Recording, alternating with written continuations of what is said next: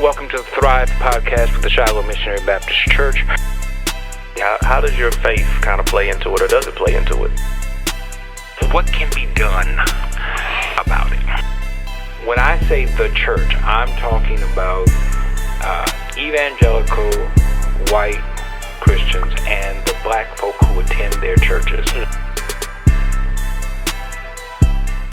Hello, welcome to the Thrive podcast with the Shiloh Missionary Baptist Church. I'm Fred Jeff Smith, pastor of Shiloh, and I appreciate your taking the time to either view us on YouTube or Facebook or listen to us on iTunes, Spotify, or Amazon Prime.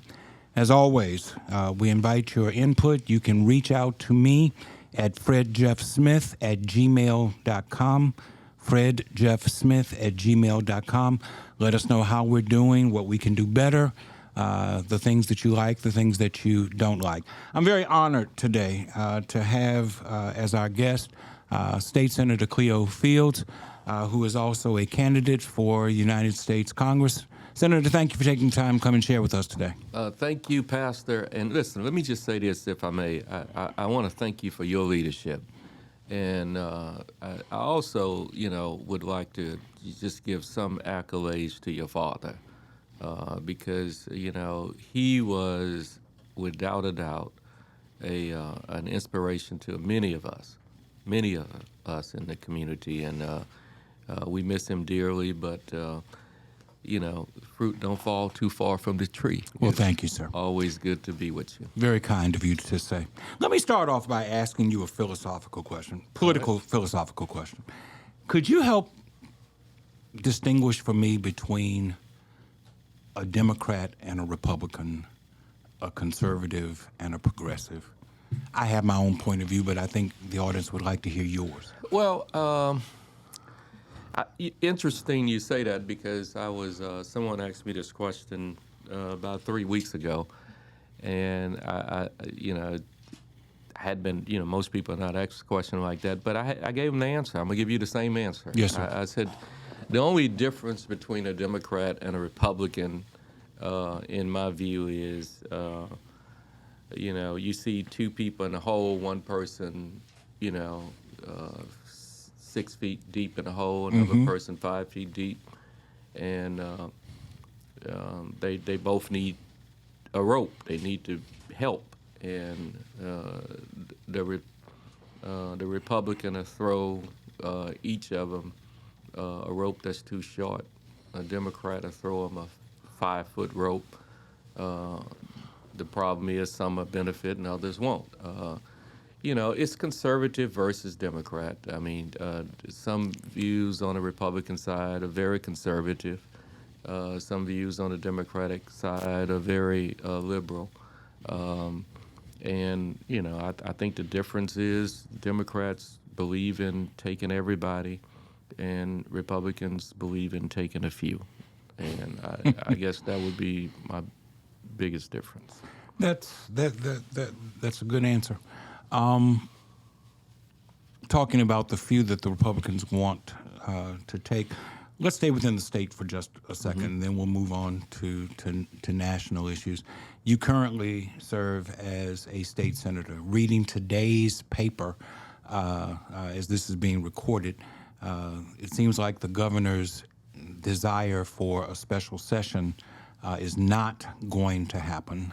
He wanted a special session, according to the paper, for the purposes of rewriting the Constitution and for making changes to tax law. As a sitting state senator, what's your feelings about the fact that there's not going to be a special session? Well, I mean, we decided that during the regular session. I mean, I don't know why it's so hard to get people to understand that legislators, first of all, are tired. I mean, we've been in session since January, and we made it clear during the regular session that we did not want to deal with the Constitution at that time, and we did not or do not want to deal with it for the remainder of this year. So it may be news to some, but many legislators have always felt that it was, that there was no need for a constitutional convention. And the Constitutional Convention, when I was in the legislature was a big challenge. The bill actually came before my committee, and we held it in committee because we got a consensus from the members of the Senate, and the members of the Senate said, "Listen, you if that's what you want to do it," and that's what I did. I held it in committee, we have enough to fight about at this stage in our lives, and the Constitution, is, I think there are some merits to making the Constitution smaller. There are some things that are in the Constitution that perhaps, in my view, shouldn't be in the Constitution. Does that have merits? Yes, but how can what I want out of the Constitution, others don't. Like I think minimum foundation should stay in the Constitution because I think the government's responsibility is to educate children. There are other members who don't want it in the Constitution. They don't want a minimum foundation in the Constitution that requires the state government to put up X number of dollars every year to educate children. And so, they want that out, And so until we reach a consensus as to what's going to be in, what's going to be out, I don't think we should open up the Constitution because at the end of the day, every voter in the state of Louisiana actually went to the polls and they voted to put the things in the Constitution that are in the Constitution. But I paid a severe price, quite frankly, for being one of the architects to hold the Constitutional Convention in committee. I had a bill that provided to have all school buses in Louisiana air conditioned, which was a good thing to do, and in my view, practical. I get tired of hearing about school districts don't have air-conditioned buses. Right. And so I passed the bill out of the Senate, got it to the floor of the House, and after we held the Constitutional Convention in committee, I walked on the floor of the Senate and said, "They just killed your bill." I said, "Kill what bill?" I don't have anything controversial in the House. They said, "No, they killed the school air-conditioned bill." But it is what it is. We'll pass it again. I mean, we'll make sure it gets introduced next year, and we'll pass it hopefully next year. But yeah, those are my views on the Constitutional Convention. Did it even seem reasonable to you that you could hold a Constitutional Convention in a 2-week or a month-long special session?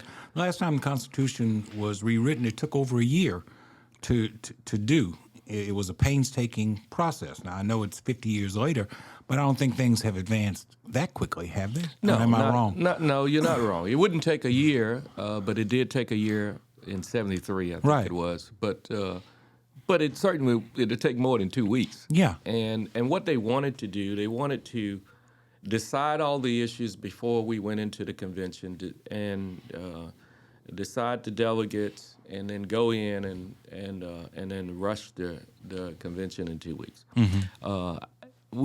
Most of us in the Senate just said that's just not wise. We can't do it.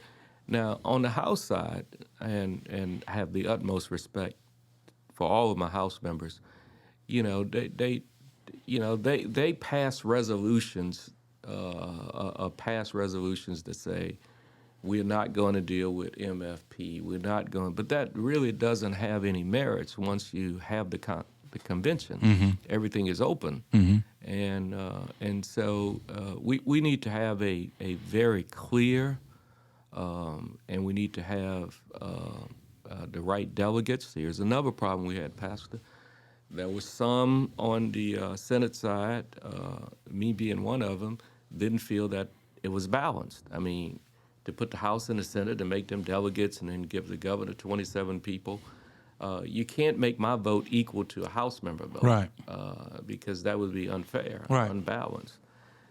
So we got to think through all of those measures. Should the legislators be the conferees? I don't know. Maybe we should have people elected from the public. I mean, it's all kinds of things that need to be well thought out because after all, we're talking about one of the most precious documents in the state, the Constitution, and I just think that we didn't put enough thought into it, and I certainly didn't want to rush in and rush out.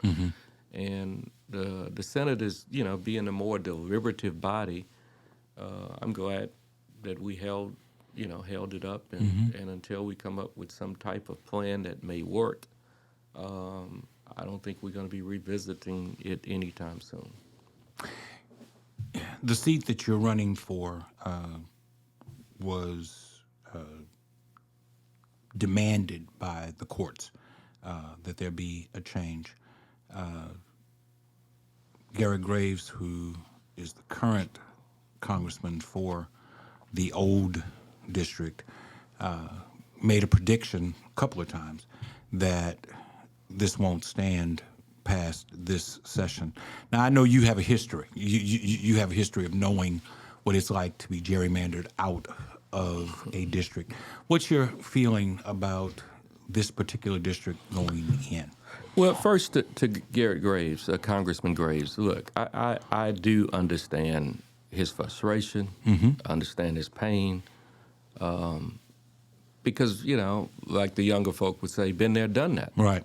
I mean, I understand when you go to Congress and you work hard and you move up into leadership, and then at the end of the day, you just have a district just wiped from under you, not by vote of the people, but by the vote of the courts. That happened to me 27 years ago. So I do understand his pain. But at the end of the day, we have this document called the Voting Rights Act. And states, no matter how much they don't like it, they have to comply with it. Now, we don't have subsection 5, which was easier back in the day, where everything that a legislature in 10 states, everything they did, they had to get it pre-cleared by the Justice Department. Well, we don't have that today, so we got to fight in the courts. Louisiana's population, black population, is over 33% black. Yes. And we only have one member of the U.S. Congress from a majority-minority district. Yes. There has to be fair representation. I mean, and there's nothing wrong with fair representation.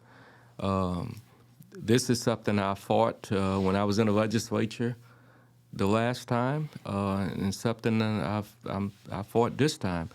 And it's not just Congress. We fought for the Supreme Court. Right.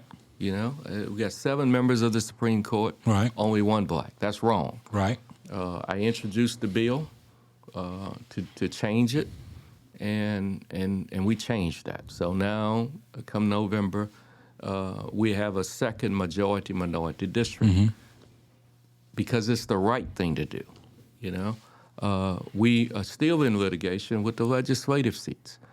The courts have indicated, and we've been fighting day and night, that there needs to be 3 additional majority black districts in the Senate.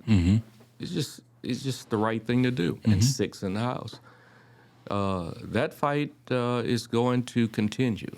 Do you see that going to the courts as well? Yes, absolutely. I think, well, first of all, because, not by choice, but by, just mere operation of the political process, the legislature is not going to agree until they have lost every single battle that there shall be 3 additional majority-minority Senate seats and 6 more House seats.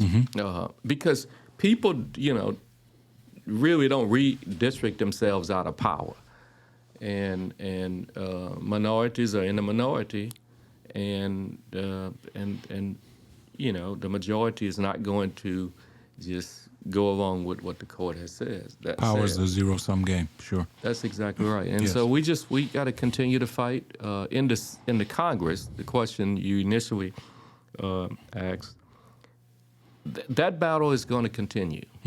I mean, just because the Supreme Court ruled that this district shall be the district that we run under this term does not mean that it will be it forever. So the litigation continues. But I'm familiar with that. I mean, look, when I was in Congress the last time they filed a lawsuit, I had to fight in the court and in the Congress for the 4 years I was in Congress in Washington. I mean, every single year, my staff and I had to wake up fighting two battles, fighting to represent the people in Congress, bringing resources back, and had to fight in the courts. Yes, sir. So it's nothing new for me. I suspect that the courts will ultimately rule that the district is constitutional and legal because, I mean, the Fifth Circuit basically said it. I mean, the Fifth Circuit is one of the most conservative districts in the whole United States of America. So we feel very confident. The NAACP Legal Defense Fund has worked extraordinarily hard. They've been very tenacious, not only in Louisiana, but all across the country.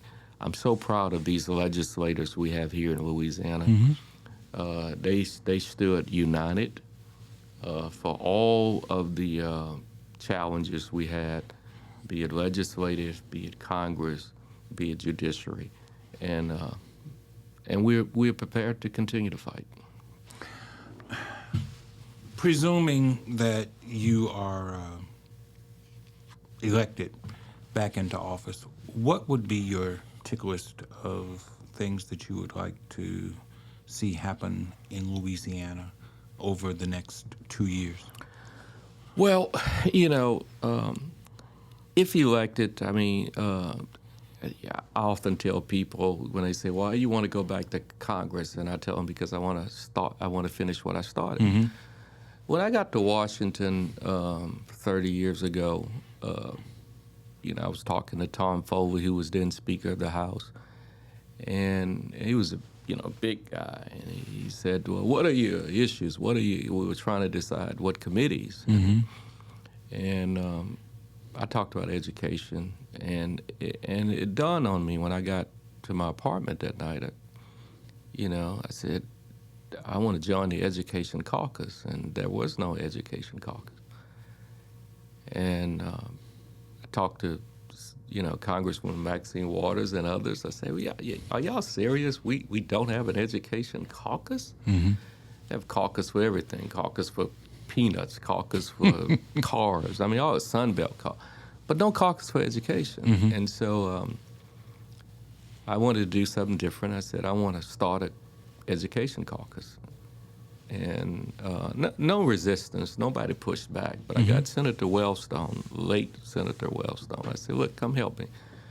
And we got together. I got members on the House side, he got members on the Senate side, and bipartisan. And we started the Education Caucus in Congress. And I did it because I wanted to take federal resources and put it in K through 12 schools to build infrastructure. I mean, we were building prisons, but that's a local responsibility. We don't build schools. And I talked to President Clinton, and along with the Education Caucus, and we got the president to dedicate billions of dollars in school infrastructure. I mean, that's building schools. I was never so proud of. It was just a proud moment because everybody said you couldn't do it. So I want to continue that fight. Also, we have had this fight. We had this fight when I was in Congress the last time. We got people working hard every day, and at the end of the day, they're still poor. Yes. It's because we got to raise the minimum wage. Yes. I mean, and that's something that needs to be done from a federal perspective. We worked hard to try to do it in Louisiana. I don't think we've even gotten that bill out of committee. At least on the Senate side, we didn't. Never able to get it out of committee. Can't get a floor debate on it. Right. Just can't get it out of committee. I think Congress needs to stand up and pass a minimum wage, and it should be a workable wage. I mean, a livable wage. I mean, at least $15 an hour. And even at 15, I mean, you're struggling. You are. No question. You're just about above an artificially low poverty rate. No question. No question. So $25, $30 an hour. Yeah. To my way of thinking, but yeah, I know nobody's going to look at it my way. But $7.25 an hour, which is what it is here in Louisiana at this point, it's ridiculous that people expect others to work and work well for such a small pittance of money. Yeah, no question. And look, that's been one of my focuses, one of the things I focused on, Reverend. And I'm gonna continue to focus on that. We just got to do something to raise the way you want to raise the quality of life of people. You give them early childhood education. I mean that's it's amazing what a kid do when you give them access to education at a very early age. One of the things I wanted to do this term, last term, is I wanted to make kindergarten mandatory. I was chairman of education, and Senator Peacock, who's since deceased, he was chairman of education when I was back in the Senate years ago, and he started fighting for that issue, and it never, the members never opened their minds to it, and so I was able to do it. I got members of the House and the Senate, and we worked as a coalition. And now, kindergarten is mandatory. Now, why did I do that? I did it because actually kindergarten is too late, but it must be mandatory. So I got that out of the way. And then I started fighting for early childhood education, pre-K. We started increasing the funding. Governor John Bell Edwards did a great job for people in the state by increasing funding to early childhood education. Now, what I tell my colleagues, I say, now when we invest on the front side, when we put money in early childhood education, we're probably not going to have to put a whole bunch of money on the backside, like prisons and incarcerating people, because what we do in Louisiana now, we test a kid when they get third grade and they say they're reading below grade level, and then we want to say that the education system is not doing their job. We want to have charter schools, and they're failing because we have failed them. I believe in investing in children early, and you get better results. When little Johnny can't read at the third grade, he don't want to go to class. And it's not that he has something against education. It's he don't want to be different. Right. I can't read. Everybody else is reading. Right. And the only reason why little Johnny can't read is because he had no pre-K, and he probably had no kindergarten. And we got to do a better job at that as a state. The proliferation of charters in this state is troublesome to me. I'm an advocate for public schools. I'm a product of public schools, magnet school, but public school nonetheless. All of this charter movement over the last 20, 25 years, I don't see, and I stand to be corrected, I don't see any empirical data that says that charters do a better job of educating our children than regular neighborhood schools do. And if that's the case, then why is there such advocacy for charters as opposed to steps to improve neighborhood schools? And it comes primarily from Republican conservatives. And there are some Democrats who fall into that line. But it's mainly conservative Republicans who are moving in that direction. But there is no data that supports charter schools as doing a better job of educating our children. Well, I said early on, if the state is going to take schools away from the districts, because the district schools have not done well, and the state has some secret as to how we educate children, why don't we just share it with the districts? But it's a bigger agenda. There is a big movement nationwide to take money from public schools and give it to charter schools, and they designate schools as failing schools. When what we should do is, pay the teachers for the work they do. And look, we are moving up that ladder. I'm one of the individuals who who has the ability to pay teachers more. So don't get on this talking about pay teachers more. You there? We have improved teachers' salary. We have fights every day. This past session, session before last, I wanted to make the 2,000 hour permanent. We did it as a tip, the legislature. I fought it very hard because, I mean, you know, you can't say our schools are failing and we don't want to even deal with the engine of the schools, the teachers, the people who are there to teach the kids. But we failed that fight. We were able to give them a tip, but every year we got to approve it, you know, this compensation, additional compensation. The legislature in the state we have to be committed to education and public education. And until we are, we're going to continue to have the same results. It's not going to change. We got to have a commitment to public education. Right now, people want to take public dollars and use it for charter schools, and I just think that's counterproductive. Charter schools, private schools, parochial schools. He wants to take money away from the public school system and give it to anybody and everybody, but to the public school system. The educational savings account. Yeah. We fought that. Last year we had a governor who would veto it, and in fact, Bodie White actually held it up in Finance Committee last year. But it passed this year, and it's I think it's another stake in the public school system, because you cannot say to parents, look, you can take your child out if they're in a school that's, as we call it, failing, and then put them in any of the private schools and take the public money with them.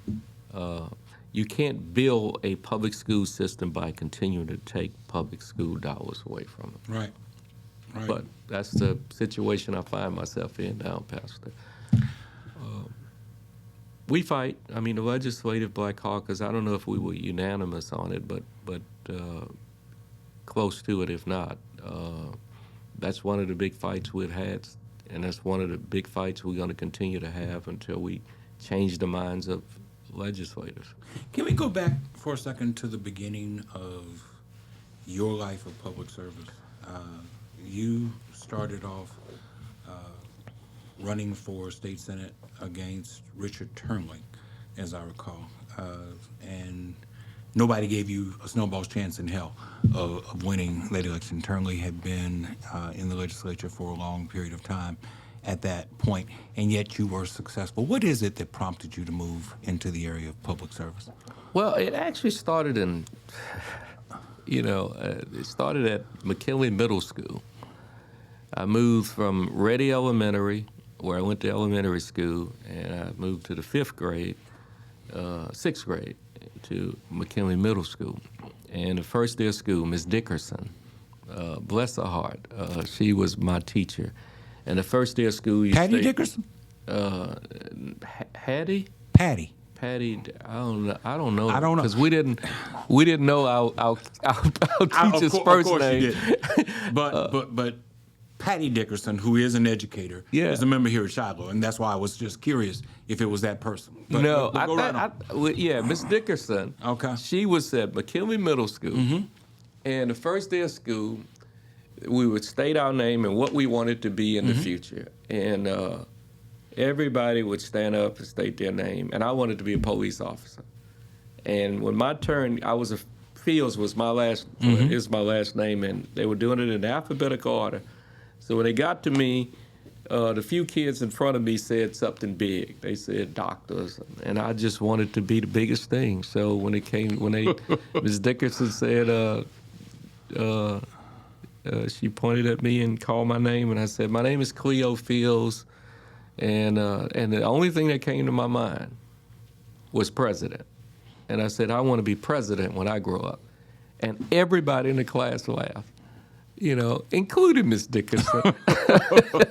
and it was a funny moment, but for the class, but for me, it was a purpose-driven moment, and I just wanted to know how could I become president. That's how it all started.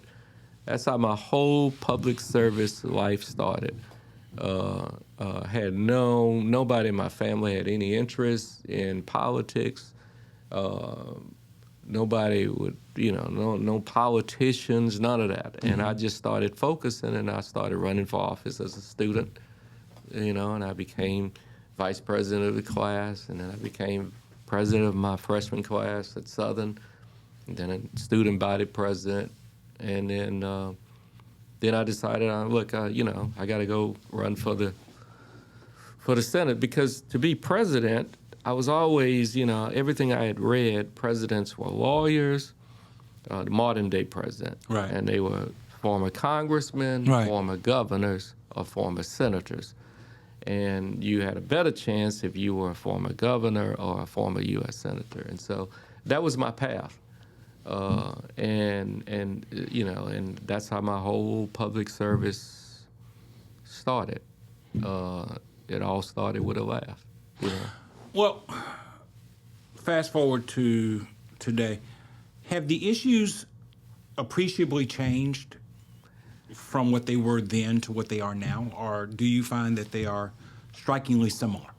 I think they're similar. I don't think I was thinking back the same issues I was fighting for in 1988 as a 23-year-old candidate for the state Senate are really some of the same issues I'm fighting today as a 61-year-old. Well, that's what I thought you were going to say, which leads me to ask this question about the body politic. Yeah. There are a lot of people who are frustrated, and a lot of young people in particular have dropped out of the political arena, not as candidates, but as participants. They don't want to vote. They don't want to register. Registration in Louisiana is strikingly high, especially among blacks. But the actual voter, the guy who actually goes to the polls, is low. What was it, 23, 24% in the gubernatorial election? And when you ask people why don't they vote, they respond in some form or fashion to the effect that it's not going to make any difference. And if you're telling me that the same issues that you were dealing with in 1988 are the issues in 2024, does that substantiate their point of view? Yeah, it does. And listen, let me, I remember when I was in Michigan campaigning for Reverend Jesse Jackson, with Reverend Jackson, when he was running for president. And we were in a housing facility, and we were, encouraging, had a big rally and encouraging people to go and vote. And after the rally, they moved Reverend to a room in the housing facility, and a bunch of folk were there, and they were peppering him with a bunch of questions. We're happy that you're here, but it was good to have a black run for president. But. And we got back on the plane, and we were flying back to Chicago, and I said to Reverend, man, people are so apathetic, and Reverend said, look, they're not apathetic, they're uninspired. Those people we just left are just uninspired. It's my job to inspire them and get them motivated and give them something to vote for. Don't ever say that. So, yeah, there are, young people, for example, I don't think they're apathetic. I just think they have to have a sense of inspiration. They got to be inspired to participate. People in a housing project, you can't say, go vote for me, let's go make a difference, and then they don't have running water. It's always my one vote doesn't matter. My one vote doesn't count. And I try to, tell people it's our job to get out there and encourage people, to give them hope. But yeah, I think as a result of what happened with the Democratic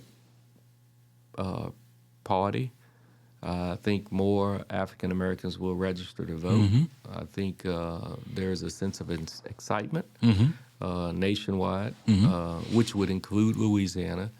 And I think people are going to go to the polls and they're going to vote. Now, unfortunately, that's why when I talk to people, I'm very clear with them. You know, you vote for me, you're gonna have somebody fighting for issue 1, 2, and 3, and I'm gonna fight all day and all night. But I don't want you to think that when Cleo is elected, everything will change. You know, this is one voice in the 39 voices we have in the state Senate, and it takes 20 votes to pass legislation. So you have to get there, and you have to get in there and fight for what you ran on, and like environment, for example. You know, I mean, I've lost that battle every single time. This term, this past term, and this term. For 6 years, I've lost the battle on air monitoring. Community air monitoring. Right. People have a right to know what they're breathing. Right. And as I told the committee, and you know, this bill is coming every single year until we fix it. Now we have moved closer to it because on industry, just because of EPA, EPA has started cracking down, and so they're doing a little bit more. And last year, I actually got the bill out of committee and had a real floor debate, but the bill failed on the floor. But I mean, you just got to keep, you know, not voting is not an option, because if you don't have an advocate, you got to have somebody who's going to be pressing it every day, and that's and I think that's all people want. You know, they want results, but you got to get results by first fighting for them. And I try to give the people the best that I have every day in that legislature. Well, let's talk about national politics, the office that you're running for. Should you be successful, you would be one of 6 congressmen from the state of Louisiana and one of only 2 Democrats, one of only 2 African Americans, in a state that's a third black, but it is predicted will vote overwhelmingly Republican for the presidential election. Kid on the street, 25, 30 years old, just out of college, starting his family or her family, and is progressive and is democratic. How do they not see the deck as being stacked against them in this state, where it doesn't matter the rightness of my beliefs or my cause, we're going to be shouted down, voted down, overwhelmed because the rules are set against us? How would you respond to that? I would say if we had that attitude, if Martin Luther King, for example, had that attitude, will we be where we are today? If Fannie Lou Hamer had that attitude, Rosa Parks, I mean, if all of the folk whose shoulders we stand on to this day, if they had that attitude, you know, when I talk to you about some of the same issues I fought for in '88, I'm fighting for it today. Right. But the needle has moved. It's not where it needs to be, but the needle has certainly moved. So I would say to that young person, yeah, you have an obligation to fight. Nothing is easy. It's not guaranteed. But can you imagine what this legislature would look like or feel like if we didn't have Cleo Fields, if we didn't have Regina Barrow, if we didn't have the legislative black caucus? You know, we got to keep fighting. And now, you said to Congress, it'd be 2 out of 6. You know, just last year, this year rather, is 1 out of 6. 1 out of 6, yes. Listen, changes are coming. We don't know what's going to happen in the presidential race. If I had my ruthers, it would be Kamala Harris. Yesterday, it may be bleak. To some people, it may even be dark. But we got to look forward to tomorrow, a brighter tomorrow. And I think that's where our churches come in, for example. I mean, people come to church to get hope. I mean, they've had a lot of, they want their spirit. Let me just say, not people, me. When I go to church on Sunday, that's when I want to be least political, quite frankly. I mean, some people don't understand it. I go to church and when I don't go to my own church, I go to another church and I sit in the back and I really don't want to be recognized, because I really want that's that gas station for me. I want to get some fuel. I want to get ready to go and fight on Monday. And that's the that's the challenges we all have. I mean, but that progressive, keep fighting. Don't lose no hope. You are the future. I mean, you shape the future. You decide. And look, people got to put. And I'll be the first to tell people. Politics is not the only battle to fight. We got to have our share of people elected, because those are decision makers. We got to have our share of judges, because when we are up, we got to make sure that we got some system that looks somewhat like us. School board, the whole works.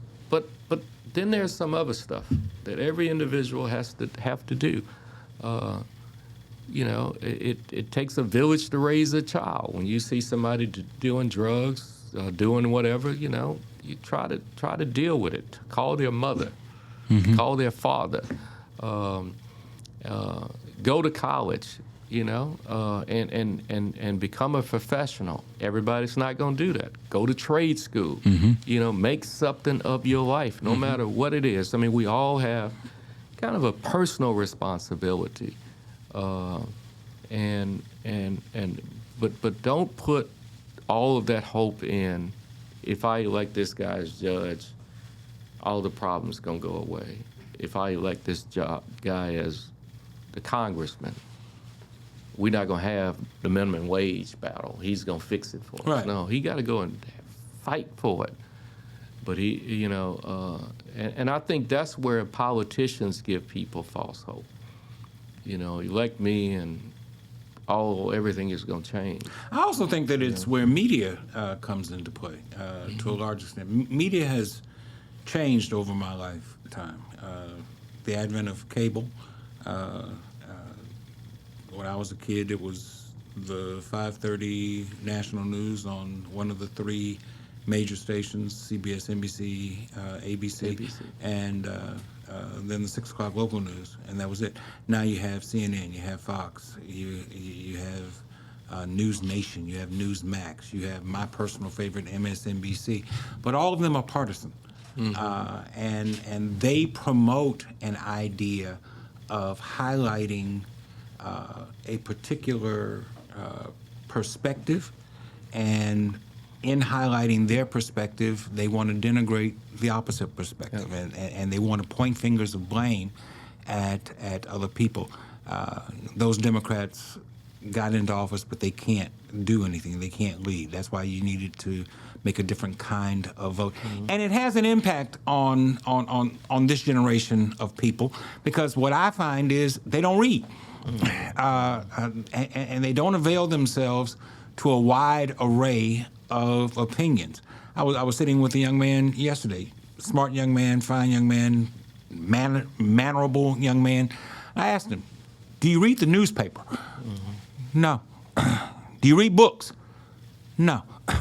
So if you don't read, if you don't expose yourself to anything, then you are wide open to being influenced by media that says those people are responsible for your plight in life.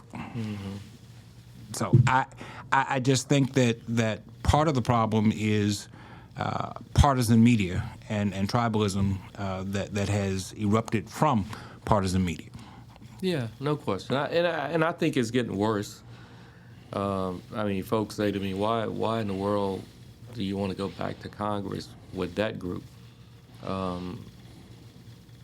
mean, the old group, when I say the old group, back in '93, when I was there the last time, we had big discussions. I mean, and I've been in both settings. I've been when we were in the majority in the 103rd Congress, and then I was when we were in the minority in the 104th Congress. And we would have big debates. I never forget Newt Gingrich, who was he was in the minority, and I was presiding over the Congress, and I ruled him out of order. I said, the gentleman, from Georgia must take his seat. And it was he and Congresswoman Maxine Waters. They were going back and forth, and I had to rule Newt out of order. And that evening, we found ourselves sitting at a restaurant, and we were talking about it, and it wasn't personal. But now I'm told that Dems can't be seen with Republicans. Right. Republicans can't be seen with Dems. Right.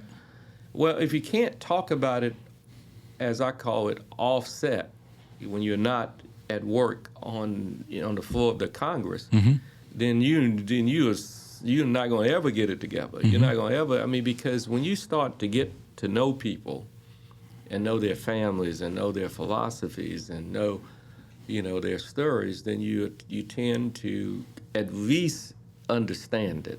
Doesn't mean that you're going to vote for it or with it, but you at least understand where they're coming from. We just talked about the summer feeding program. I remember addressing the House, and talking about how important the summer feeding program was or is, because I'm a beneficiary of it. And talking to some of the members, they were like, "You actually benefited from a summer feed?" Yes, I did. Yeah. Yes, my mom and dad had 10 children. And the summer feeding program was important to us. Yes, sir. And we benefited from it. But when you share that with members who just say every parent ought to feed their child, it shouldn't be the government's responsibility to feed children. When you share it with, look, I'm one of those kids where, but for this summer feeding program, they have not had a warm meal. And then they start saying, oh, okay. Now, you may not convince them, but you at least, they understand. You put a real face You to expose the them problem. to something. Yeah. But yeah, it's a battle. It's a tough battle. Can we talk about a couple of things on the national politics level and on the international level? Absolutely. Of course, you and I think, are in agreement about who we want to see become president with this recent unfolding of events and President Biden stepping aside. Do you think that Democrats have any hope of retaining the Senate and or securing the House in this election? I think the House is. I think after Sunday, the House is very possible. And it's possible because I think down the ticket members are now reinvigorated. They have steam. They feel better about their positions. People are going to the polls to vote on the president. At first, people were going to the polls to vote, for the Republican, but not as much enthusiastic about going to vote for the Democrat. And that was a problem.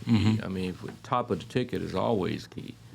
And so I think now we have energy on the top of the ticket, and that's going to save some of the seats.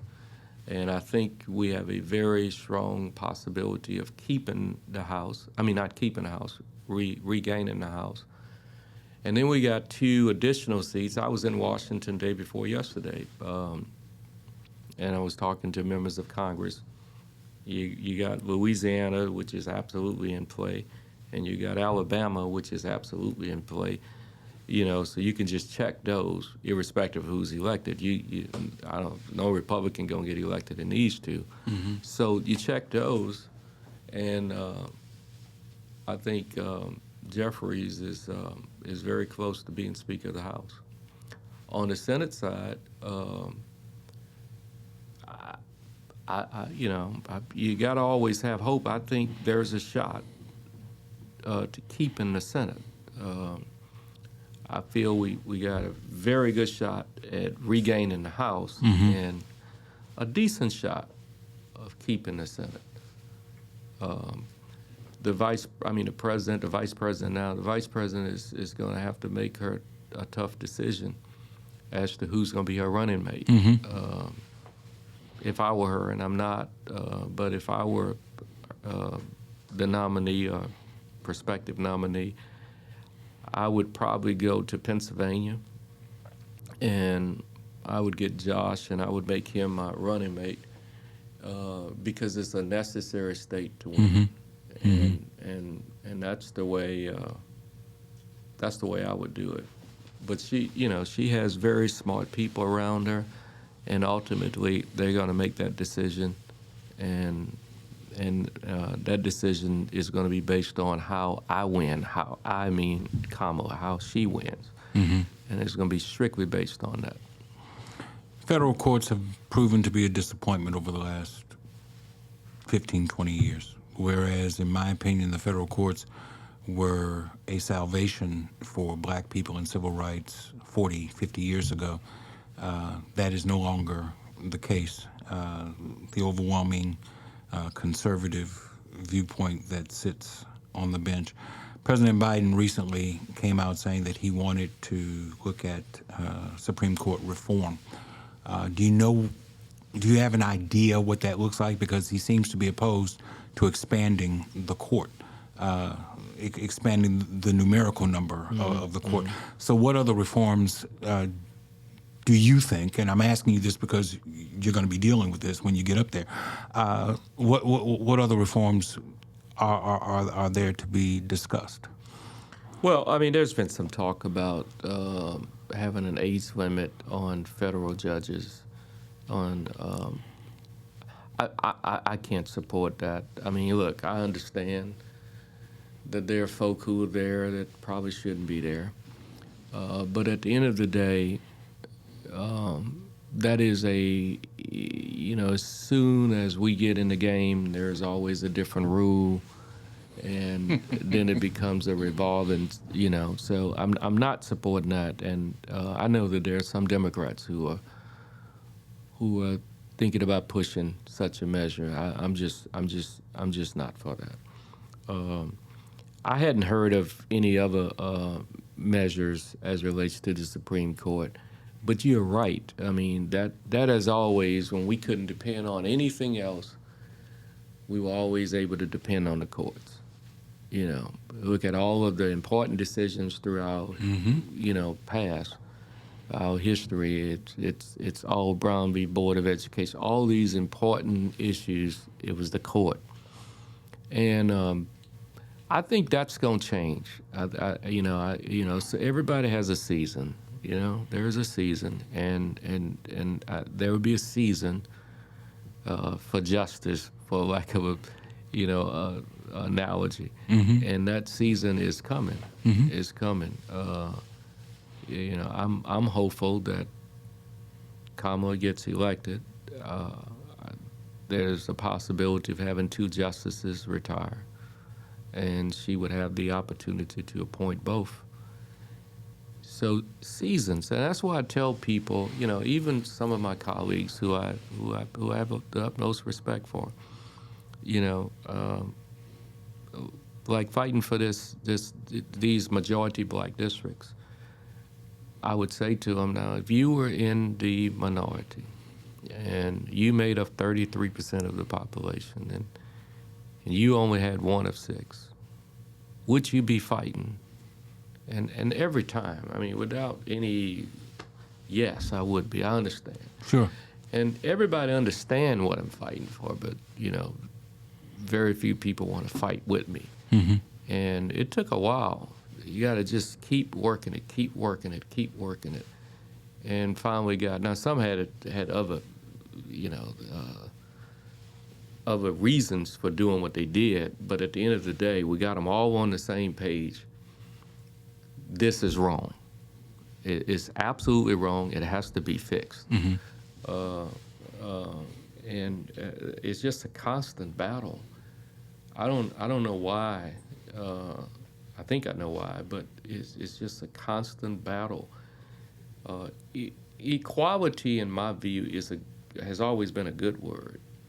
You know, now it's a bad word. I mean, I just don't get it. Diversity, in my view, has always been a good word. Now it's a bad word. That's unfortunate, but it's going to take people, you know, like-minded to keep fighting. You know, treating people right is not a bad thing. You know, including people is not a bad thing. You know, but those are some of the battles we have, and we just got to be ready to fight them and continue to fight them. A couple more issues, if you don't mind. What's your position on Ukraine? I support Ukraine. I do, and let me tell you why. I support Ukraine because I know that Russia is a dictator. I know that Putin is a dictator. And So is Donald Trump. Yeah. Now, I support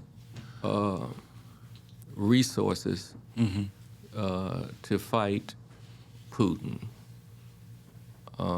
And I have, you know, being a former member, I have learned some things over the years, but I do think it's in America's best interest.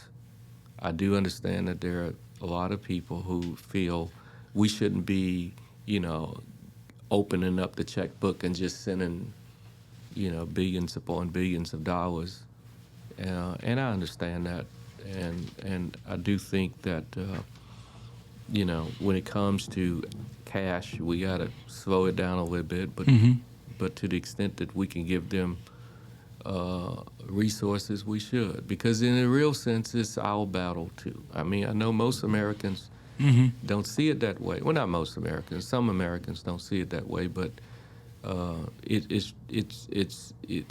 we are fighting a war without putting soldiers on the field. Right. And Putin is just a bad guy. He's a very bad guy. Next question would be about Israel and Gaza. Prime Minister Netanyahu was in Washington earlier this week, and several Democrats refused to go and hear his speech. Do you have an opinion about Israel and where they are in this war, which is almost a year now? Yeah. Well, I mean, look, I mean, we need a ceasefire. I mean, how we get there, I don't know. But you cannot, I mean, you know, you cannot keep killing innocent people. I mean, I think Vice President Harris spoke to it correctly. I mean, you know, Israel is one of our big allies, as we all know, but at the end of the day, you know, we have to give some stability to the situation in the Middle East, whereby we can operate with more restraint. I mean, just because we have the power to kill, the power doesn't mean that we have to. And I think Netanyahu has to operate with a little bit more restraint, you know. And I think he sensed that in the past couple of days he's been in D.C. I think that the leadership has basically said to him what I just said. And people don't want to turn on their TV and see a whole bunch of kids, babies, dying in the streets for no good reason. Yeah. I don't know a whole lot about international politics, but I know that the prime minister's tone changes depending upon the audience to which he's speaking. He's spoken one way in D.C. He's supposed to go down to Florida and see the Republican nominee before he leaves and heads back to Israel. And I would imagine that there will be a different tone coming out of that gathering, that meeting, than the one that we've seen in D.C. Yeah, well, I would hope not. I would hope not. But you may be right. I just think that there is a sense from Americans that they want a ceasefire. They want to stop the killings, and a lot of that is in his hands. And I would hope that he would listen to the political leaders that he has spoken with, and hopefully when he goes to Florida, he'll get the same message. But if he gets a different message, I would hope that he stays on message. But it's really up to him as to how he acts when he gets to Florida. I would hope that he received the message, because people don't want to see a whole bunch of more innocent babies killed in Gaza, because there's really at this point no reason. We need to cease the firing, and we need to end this war and move to two-state solution to this problem. Almost done. Take your time. A question that I typically ask guests. You have two children. Yes. They're both doing extremely well. We talked about it before we started, that you're very proud of your kids. I'm sure you and your wife feel a certain degree of pride at their accomplishments at this point. Knowing what you know about Louisiana and being probably more well-traveled than most of the guests that I have here, would you want your kids to plant their flag in Louisiana, in Baton Rouge? Or, I mean, I know it's their choice, but as a person who lives here, works here, has seen both successes and failures here, would you want your kids to reside in Baton Rouge, in Louisiana? Yes, and I'm still fighting to get them back. And the reason why I'm fighting to get them back is because, I love Louisiana, and I always wanted to have children here, raise them here, and then had this dream that they would stay here. The first two I've gotten right. They've raised them and educated them, and now they're gone. It's going to be difficult, though. Brandon, for example, I mean, he's in maritime law and international law. So, but I'm still fighting, Christopher, he's in more of the entertainment, still fighting to get him back. One of the reasons why kids leave the state is because they don't have the opportunities here. And we can't keep chasing petrochemical. I mean, I know we got the waters and all of that to get them here and for them to, get products out. But we got to, if a kid goes through college and they're in a technical field, they want to practice their profession. Right. So you got to have jobs available to them. That's a lot of work that we got to do. I mean, we got to bring jobs, more jobs to Louisiana so that we can keep more of our kids. Many of our kids getting educated, and they leaving the state. Look right into that camera if you don't mind, sir. Yes, sir. And tell our viewers and our listeners why they should vote for Cleo Fields in November.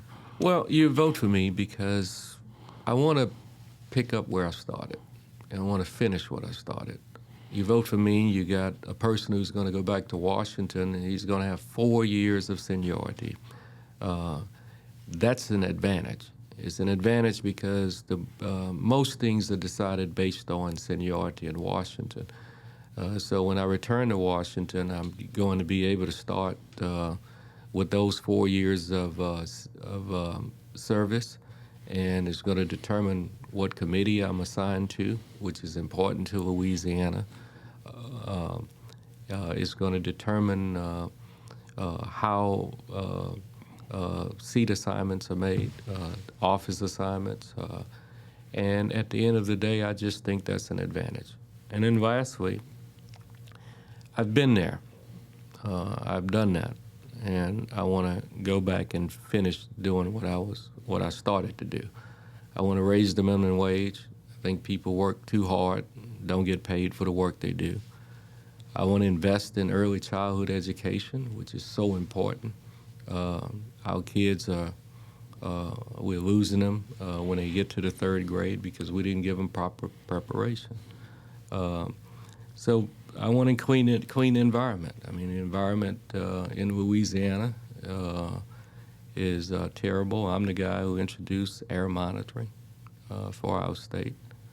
I want to deal with the gun problem, and I finish with this. Got too many guns on our streets. I'm the guy who stood up to the president, actually in 1994, who stood up to the president of the United States of America and said, no, this crime bill is bad. I was probably the only African-American member of the Congress who stood up because I believe that we shouldn't be in the business of building prisons and making guns more available. I just believe that, if you, like me, you have a chance to get somebody there with the experience needed to finish the job. Senator, thank you for taking the time to come and share with us. Thank you for viewing. Thank you for listening. We'll be back again next time.